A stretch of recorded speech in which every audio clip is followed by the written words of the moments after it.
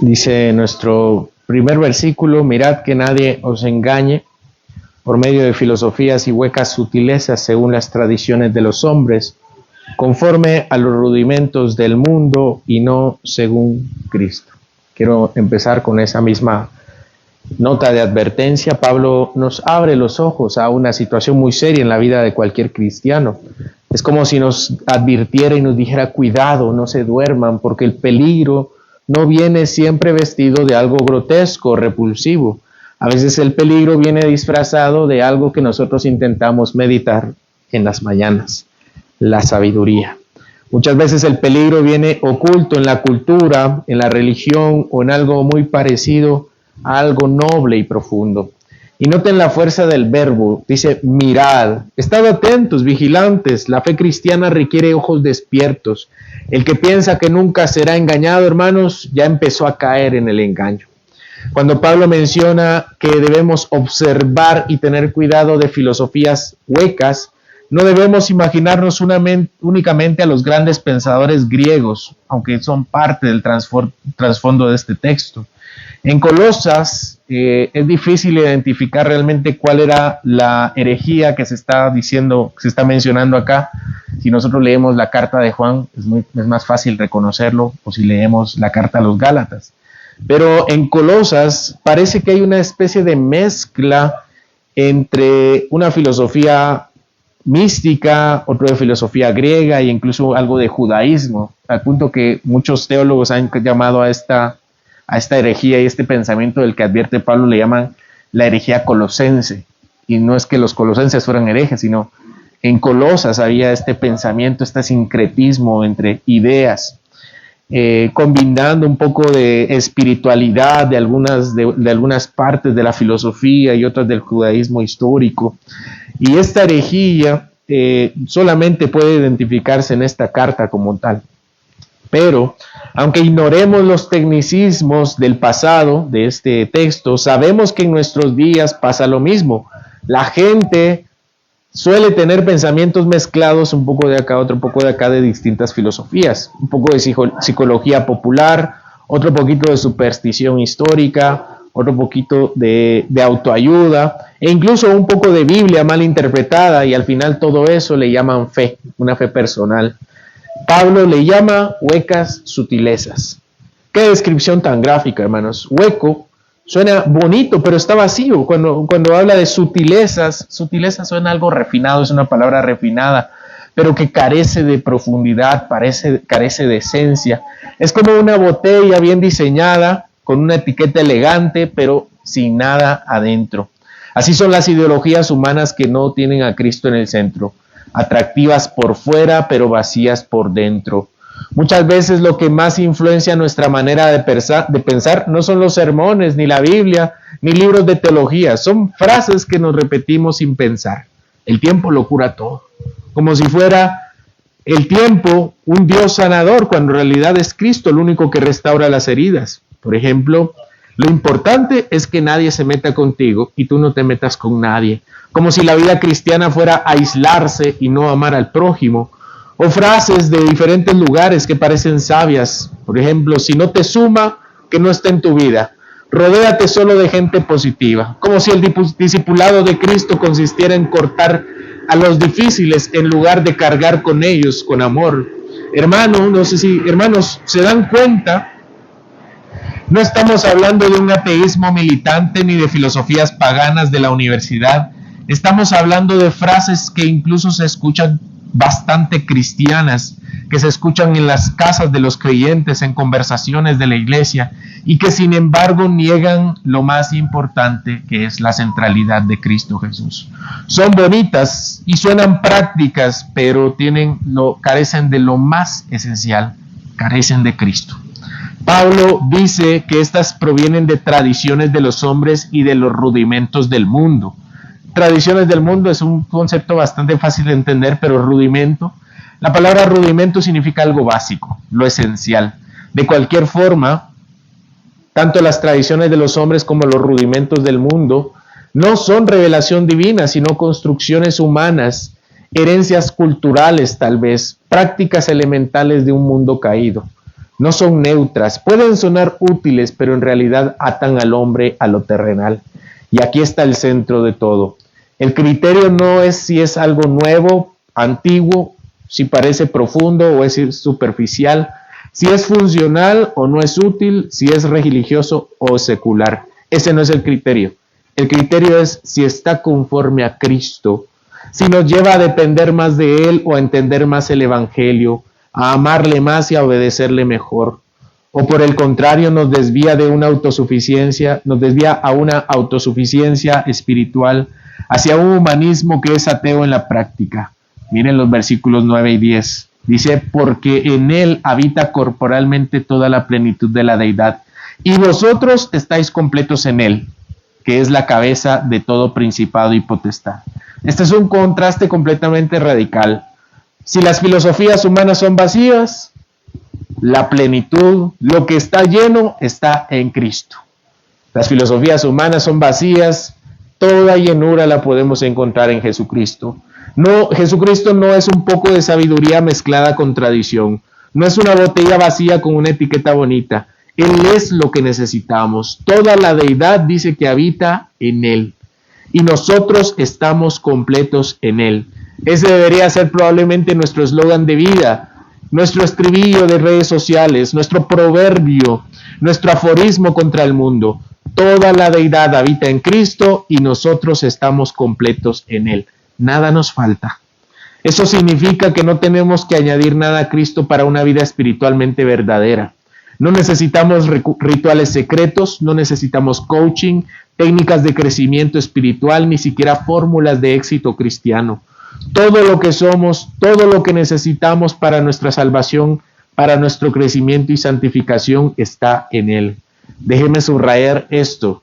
Muchas veces pensamos que la vida cristiana es acumulación. Acumulamos libros, conferencias, estrategias de oración, experiencias espirituales, devocionales de internet. Y sí, esto puede ser útil si apunta a Cristo, pero cuando nos olvidamos de Él y empezamos a depender en lo que acumulamos, caemos en el mismo error que Pablo denuncia de los colosenses. Creer que algo humano puede completar a Dios. Pero Pablo va más allá de eso. Dice que Cristo es la cabeza de todo principado y potestad. ¿Qué quiere decir esto, hermanos? Que no hay poder humano, espiritual ni cultural que esté fuera de su autoridad. Las filosofías huecas y las tradiciones vacías, los poderes invisibles del mundo, todos están bajo la cabeza de Cristo. Aún los poderes celestiales y aquellos ángeles que son más poderosos que nosotros. Todo está puesto a los pies de Cristo. Por eso podemos estar tranquilos que no estamos a merced de las ideas o las modas o las filosofías que nos suelen desviar. La plenitud de Dios en Cristo nos protege y nos completa. Cuando Pablo menciona aquí principados y potestades, se está refiriendo a los poderes espirituales que gobiernan e influyen el mundo.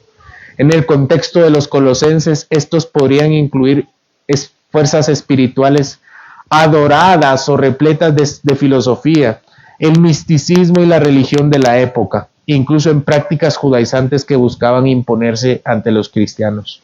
Así que al declarar que Cristo es la cabeza de todo principado y potestad, Pablo está diciendo algo fundamental para nosotros, que nadie y ningún poder, ni humano ni del mundo celestial, puede poner en jaque nuestra vida ni nuestra salvación, porque Cristo es la cabeza de nosotros y la cabeza de los seres más poderosos. Y si en Cristo estamos completos y bajo su autoridad no hay poder que nos domine, entonces, ¿qué significa esto para nuestra transformación personal, para nuestra relación con Dios? ¿Qué significa para nuestra manera que vivimos nuestra fe? Esto es lo que significa, hermanos, versículo 11 y 12. En Él también fuisteis circuncidados, con circuncisión no hecha a mano, al echar de vosotros el cuerpo pecaminoso carnal, en la circuncisión de Cristo, sepultados con Él en el bautismo, en el cual fuisteis también circuncidados con Él mediante la fe en el poder de Dios, que le levantó de los muertos. La iglesia de Colosas tenía dos grandes problemas. El primero era los maestros judaizantes que decían: si quieres ser verdadero hijo de Dios, debes cumplir la ley, especialmente debes circuncidarte según los rituales de la ley. Pablo responde con firmeza y dice que no. Cristo es suficiente y nada más es necesario. Y Pablo dice que en Él también nosotros estamos circuncidados, no con circuncisión hecha de mano al quitar el cuerpo carnal, sino en la circuncisión de Cristo. Noten las palabras de Pablo: la circuncisión verdadera no es un rito de hombres que puedan imponer. Es una obra interna y espiritual que corta el poder de pecado de nuestro corazón. Es que la circuncisión era un símbolo destinado para concluir cuando viniera el Señor. Era la representación de que todo hombre debía quitar de sí todo lo carnal y echarlo. Por eso Cristo es el cumplimiento de la circuncisión. ¿Por qué es importante hablar de esto? En el antiguo pacto, las promesas del Señor hacia su pueblo, y ese pacto era señalado y sellado por el acto de la circuncisión. Pero el creyente del nuevo pacto puede estar seguro que ese mismo pacto y esas mismas promesas son señaladas y selladas por otro ritual, que es el bautismo, y que ahora nosotros somos identificados como su propiedad, no por la circuncisión, sino por el bautismo. Que nuestros pecados son echados, no por la circuncisión, por el bautismo. Que el Espíritu Santo habita en nosotros, no por la circuncisión, sino por el bautismo. Que somos incorporados al pueblo y a la familia de Dios, no por la circuncisión, sino por el bautismo. Que la promesa se extiende a nuestros hijos y futuras generaciones, no por la circuncisión, sino por el bautismo. Y que tenemos la certeza de la vida eterna, no por la circuncisión, sino por el bautismo. Y más aún, el bautismo es más excelente porque señala y sella nuestra participación en la muerte de Cristo, pero también por el poder de su resurrección del Padre. Ser sepultados con Cristo. El bautismo significa ser sepultados con Cristo, que nuestra vida antigua dominada por el pecado ha sido crucificada con Él y enterrada.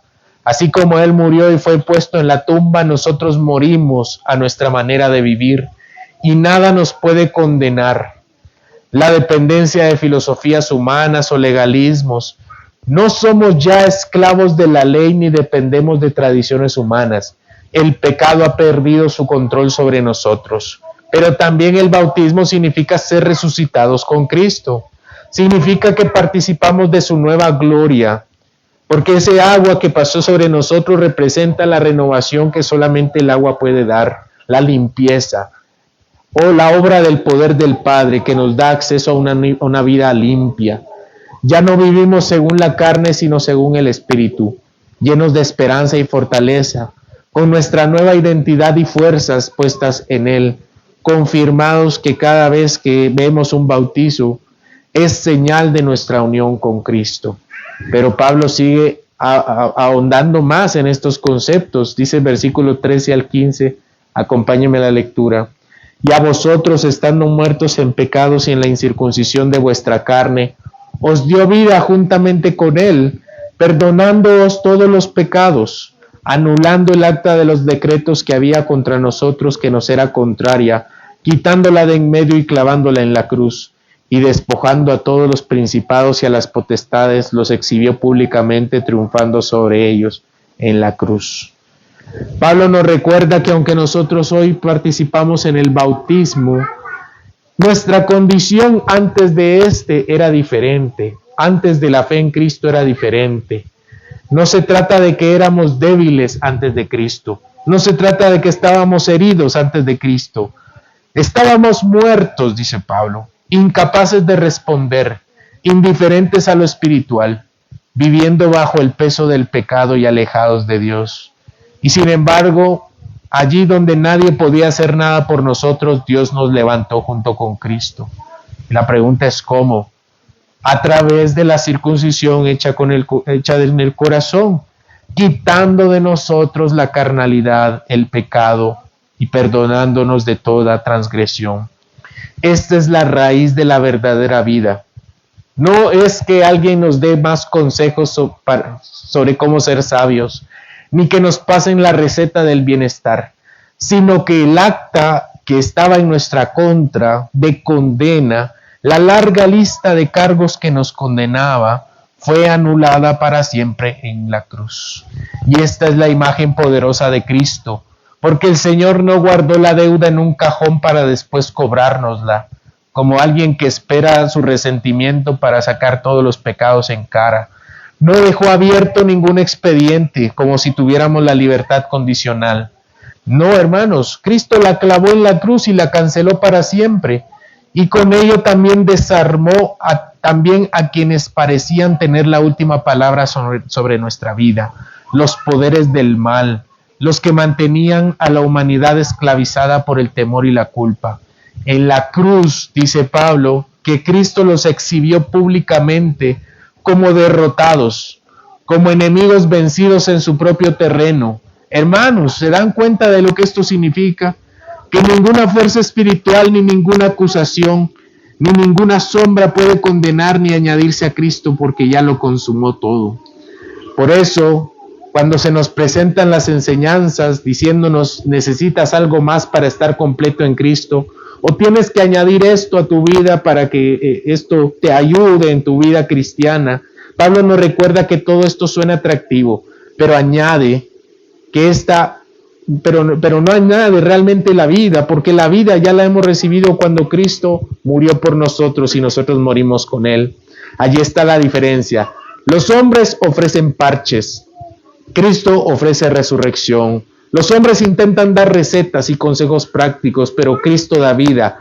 Las filosofías prometen libertad, pero Él ha quitado nuestras cadenas y ha humillado a quienes nos dominaban. Y esa es la victoria suya en nosotros. Por tanto, dice el 16 y 17, nadie os juzgue en comida o bebida, o en cuanto a días de fiesta, luna nueva o días de reposo, todo lo cual es sombra de lo que ha de venir, pero el cuerpo es de Cristo. Regresamos a la herejía principal, la herejía del judaísmo. Es como si el Señor dijera, no vuelvan a ponerse las cadenas que Cristo ya rompió. ¿Por qué? Porque todas eran una sombra de lo que ha de venir, pero el cuerpo es de Cristo. ¿Qué quiere decir esto? Que todas las prácticas del Antiguo Testamento, las leyes de alimentos, las celebraciones del calendario judío, los días señalados, no eran un fin en sí mismos, sino señales que apuntaban a una realidad que ahora tenemos en Jesús. Es la sombra del cuerpo. Nadie nunca se enamora de una sombra, se enamora de la persona. Nadie nunca le habla a una sombra, le habla a la persona. No tiene sentido estar con la sombra si ya tenemos a la persona.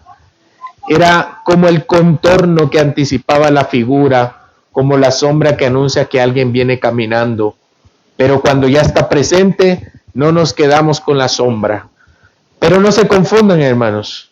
Se abolieron los días de reposo de las fiestas judías, pero no se abolió el día de reposo de los 10 mandamientos, cuya obligación es eterna, y solamente ha tomado la forma del domingo por la resurrección de Cristo. Pero reflexionemos. ¿Cuánto nos gusta medir la espiritualidad con cosas visibles? Con los que se puede contar, con lo que se puede comparar. Cuando comemos esto, nos abstenemos de aquello. Cuando guardamos esto, no lo guardamos. Cuando participamos de tal celebración. Pablo nos recuerda que nada de eso en la vida añade nada a Cristo. Él es nuestro verdadero reposo y nuestro verdadero alimento, nuestra verdadera fiesta y nuestro verdadero perdón. Por eso el cristiano no vive a la defensiva, tratando de justificarse frente a quienes lo intentan medir por reglas externas. Que nadie nos juzgue ni nos sintamos nunca juzgados. Vivamos confiados en la realidad presente.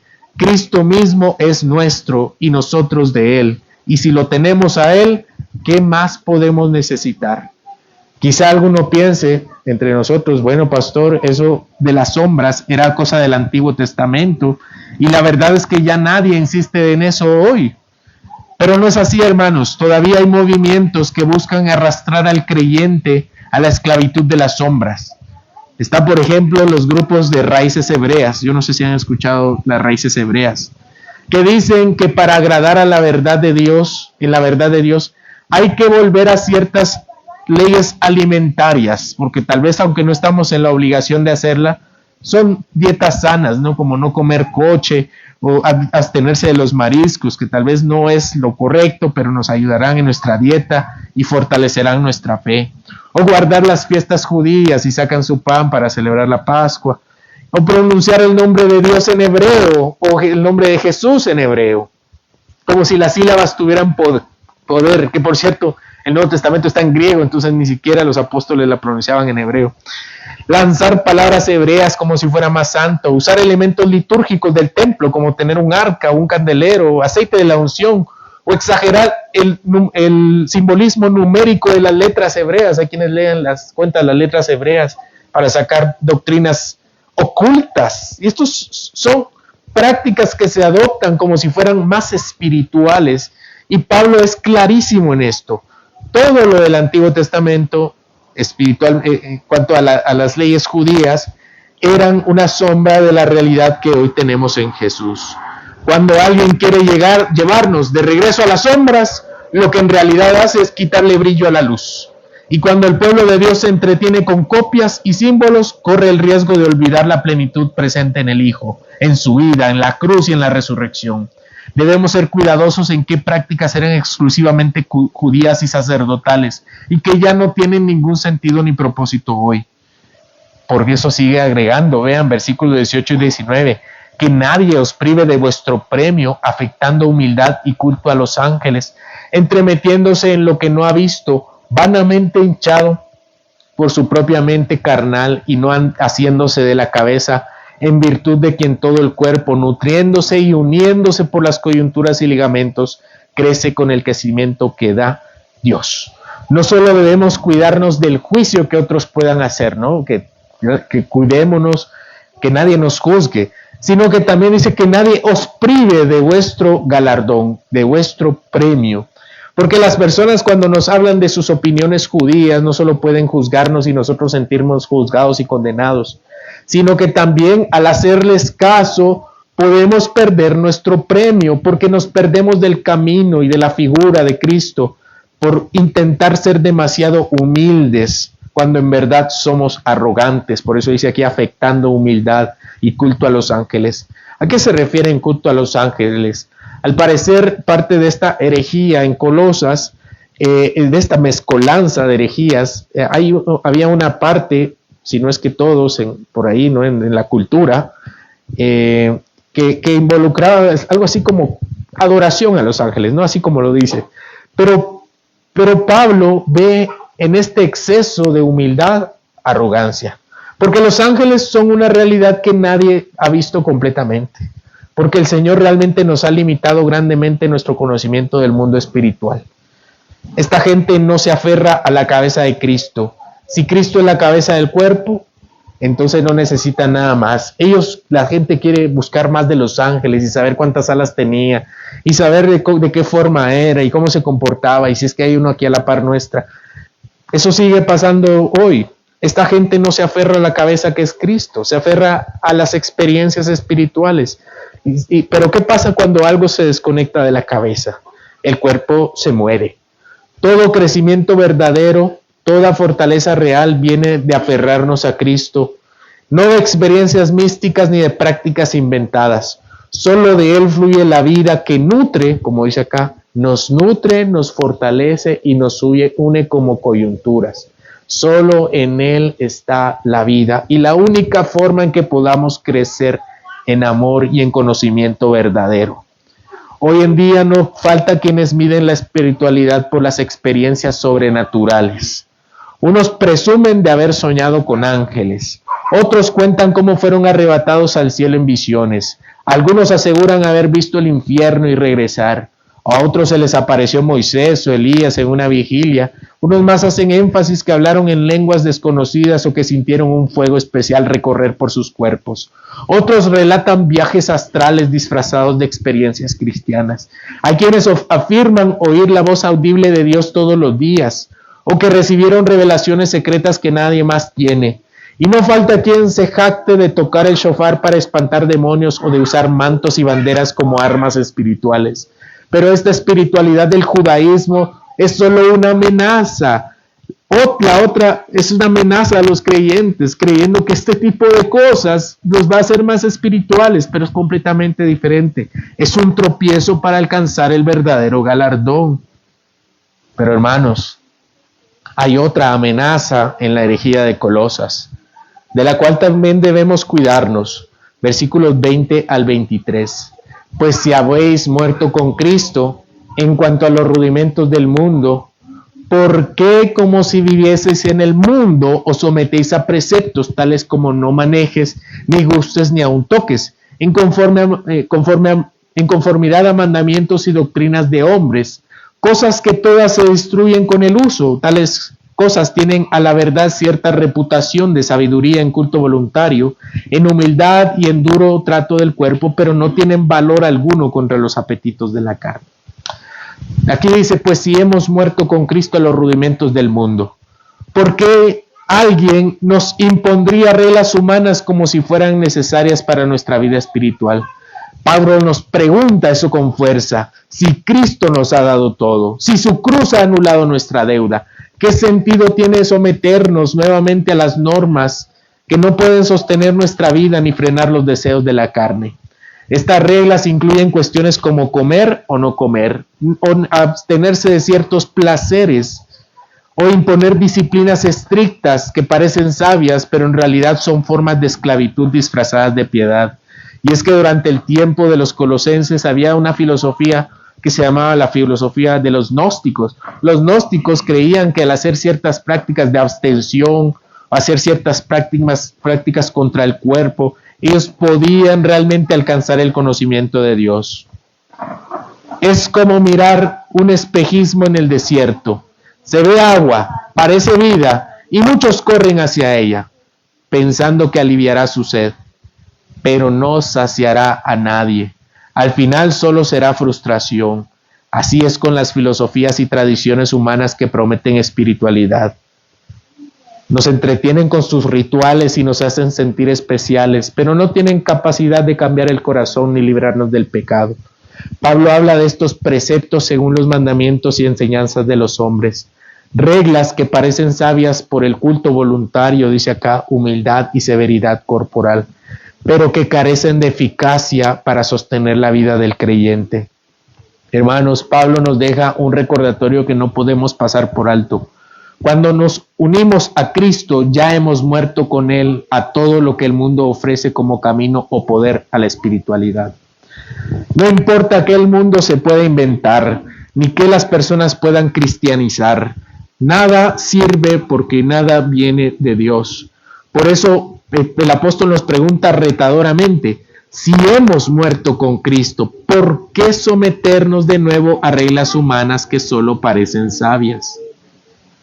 Porque estas reglas, aunque parezcan piadosas, no pueden sostener nuestro corazón, ni frenan los deseos de nuestra carne, ni nos acercan más a Dios. Y hoy podemos ver claramente cómo ocurren muchas de estas prácticas, que muchos llaman cristianas, que en realidad son solamente invenciones humanas o adaptándose del mundo. Piensen en la Navidad. ¿Qué se celebra con las luces, árboles y ritos que vienen de tradiciones paganas? O que en ocasiones sustituyen la centralidad del Cristo con la emoción de la festividad. Pero es que no está mal celebrar el nacimiento del Salvador. El nacimiento del Salvador se celebra cada domingo. Añadir algo más es precisamente lo que Pablo quiere que evitemos. Inventar una espiritualidad que no es bíblica. Iglesias decoradas con luces, velas por todas partes, procesiones con imágenes, santos adornados con flores, ornamentos brillantes, peregrinaciones a lugares sagrados, cánticos en latín, dramatizaciones, bendición de objetos de rosarios, medallas, estampas, escapularios, ritos de purificación y exorcismos con fórmulas y gestos tradicionales, rezos repetidos de maneras mecánicas acompañadas de gestos corporales coreografiados que buscan solemnidad y participación masiva. ¿Qué es esto, hermanos? Es solamente las tradiciones de los hombres, porque nada está en la Biblia. En muchas iglesias contemporáneas, pasemos de las prácticas históricas a las nuevas. En muchas iglesias contemporáneas, los cultos parecen espectáculos, escenarios iluminados con luces cambiantes al ritmo de la música, humo artificial, todo comprado de los festivales y de las discotecas. Grupos de jóvenes danzando con coreografías precisas, bandas de alabanzas con músicos electrónicos, instrumentos electrónicos y efectos de sonido sincronizados, y rituales de unción donde los asistentes reciben aceites mientras repiten frases con gestos planeados. Se practican también actividades interactivas inspiradas en dinámicas motivacionales. Repitan después de mí, hagamos esto, nos levantamos, nos ponemos en grupo, nos sentamos en la sala. Cómo levantar las manos siguiendo instrucciones específicas, declarar bendiciones en voz alta, ejercicios de liberación con movimientos corporales, gritos o saltos colectivos para provocar emociones intensas. Sin ánimo de compararnos, hermanos, lo que nosotros necesitamos es a Cristo. Nada más. El problema del ser humano es que siempre quiere algo más. Y Dios nunca es suficiente para él. Y lo que Dios le da para entrar en comunión con él nunca es suficiente. Así que, ¿qué más da que la idea de los colosenses haya sido el judaísmo o el gnosticismo? Porque siempre las tradiciones humanas tendrán nuevas actualizaciones. Sin ánimo de compararnos, hermanos. Esta es la razón por la que creo que el presbiterianismo es una denominación que ha buscado lo que dice Pablo en Colosenses. Como dice el pastor Benjamin Glaser en su artículo Make Our Worship Spaces Presbyterian Again, o algo así como hagamos nuestros espacios presbiterianos, o hagamos nuestros espacios de adoración presbiterianos otra vez. Él dice, parte de la belleza del culto presbiteriano reside en que no se necesita un lugar elegante con mucha pompa y solemnidad.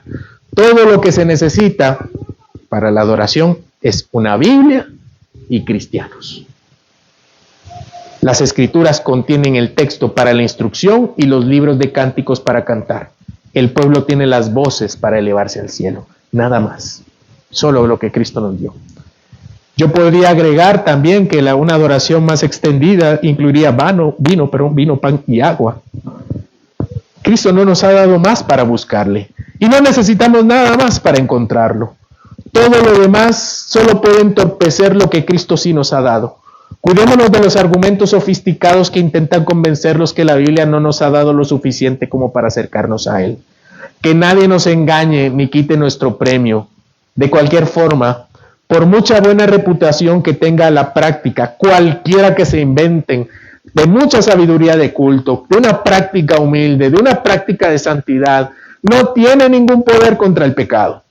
Al contrario, dejar las cosas que Cristo sí nos ha mandado para luchar contra el pecado, nos expone mucho más al mal y a las huestes celestiales sobre las que Cristo ya venció. Hermanos, ¿cuántas veces nos dejamos deslumbrar por lo que parece espiritual, por rituales, por tradiciones, por experiencias que prometen acercarnos a Dios, pero que no transforman nunca nuestro corazón? Quien entra vacío, sale vacío, aunque se sienta lleno. Ya he mencionado algunos del judaísmo infiltrados en las iglesias cristianas, y otros con imaginaciones humanas, pero las tradiciones van y vienen. Y así como mis listas, como yo acabo de presentar, pueden quedar obsoletas en unos años, puede ser que sigan, se mantengan o seguramente se acabarán, o puede ser que surjan más prácticas. Todo esto no importa, porque lo que importa es lo que Cristo tiene para nosotros. Todo esto puede parecer piadoso, solemne, intenso, pero Pablo nos recuerda que solo son sombras muchas veces que nos distraen de la realidad, o que muchas veces son tradiciones humanas incorporadas y cristianizadas. Cuando confiamos en las prácticas en lugar de Él, olvidamos que la verdadera libertad y plenitud solo se encuentra en la cabeza, que es Cristo Jesús. Y corremos el riesgo de vivir bajo reglas humanas que en vez de bajo su gracia. Pero hay buenas noticias, hermanos. A pesar de que nos dejamos seducir por las invenciones de los hombres, con argumentos sofisticados, con algunos textos de respaldo, La buena noticia es que lo único que necesitamos ya nos ha sido dado en Cristo, y en Él encontramos el perdón y la vida nueva, y el poder sobre el pecado, y el crecimiento real, y la comunión con Dios. No necesitamos añadir nada humano, ni seguir tradiciones ni filosofías que prometen más de lo que pueden cumplir realmente.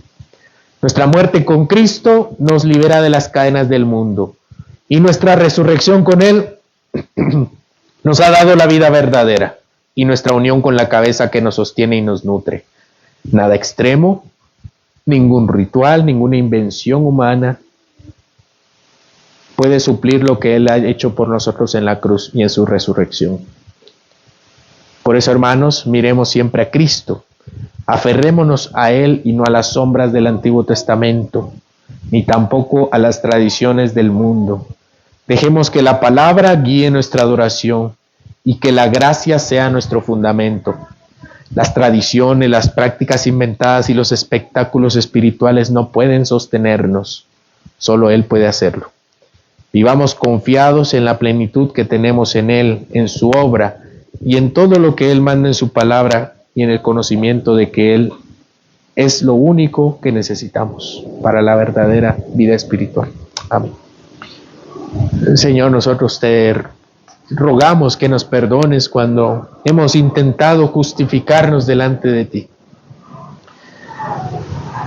por incorporar en nuestra vida actos o rituales que tú no nos has mandado ni nos has pedido, y que los hemos adoptado porque en nuestro corazón pecaminoso buscamos siempre más de lo que tú eres, cuando debemos entender que lo que tú eres es suficiente para nosotros y estamos completos en ti. Y por el bautismo que nos has dado, debemos sepultarnos. Nuestra mente, nuestros pecados deben estar enterrados para que solamente resucite la perfección en ti, el alma depurada. Te pido, Señor, que tú guíes nuestros pasos y nos ayudes a ser analíticos con el mundo, en lo que nos ofrece. E incluso, Señor, también ayúdanos a ser sabios cuando escuchamos a diferentes personas sobre ciertas doctrinas o ciertas prácticas o rituales, sean nuevos o viejos, sean prácticos o teóricos, funcionales. Ayúdanos a aferrarnos solamente a ti y a estar satisfechos en ti. Te pido, Señor, que nos guardes de las doctrinas de los hombres, que nos guardes de las tradiciones mundanas. No creemos ser perfectos, Señor, de ninguna manera. La perfección solamente la encontramos en ti. Al contrario, confesamos que muchas veces somos seducidos y que nuestra vida, para ser santificada y nutrida y crecer, solamente debe estar unido a la cabeza, que eres tú. Te pido, Señor, que nos ayudes a cuidarnos de las filosofías humanas y las huecas sutilezas, a mirar nuestro camino, a estar advertidos, a analizar nuestra vida. Y así como Pablo nos ordena también, hacerlo con mucha diligencia, porque este no es un asunto superficial, sino algo de lo que depende nuestra salud espiritual y nuestra relación contigo. Por eso, Señor, estamos confiados en ti, que aunque nos desviamos, tú nos buscas, y aunque estamos confundidos, tú eres la claridad de nuestra vida. En el nombre de Cristo Jesús terminamos nuestra meditación en tu palabra. Amén. Hermanos, vamos a terminar nuestro servicio. Yo les pido que se pongan de pie y podamos cantar al Señor. Vamos a cantar el Salmo 134.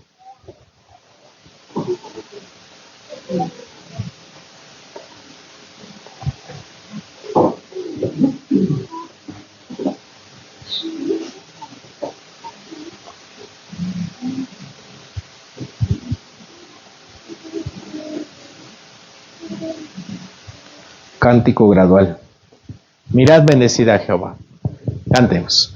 Mirad bendecida a Jehová, vosotros todos los siervos de Jehová, los que en la casa de Jehová estáis por las noches. Alzad vuestras manos al santuario y bendecid a Jehová. Desde Sión te bendiga Jehová, el cual ha hecho los cielos y la tierra. Señor bendito, tú nos has dado la experiencia de conocerte y estamos completos en ti. Por eso, Señor, cierra este día de adoración con el conocimiento de tu Espíritu acerca de nuestra comunión contigo.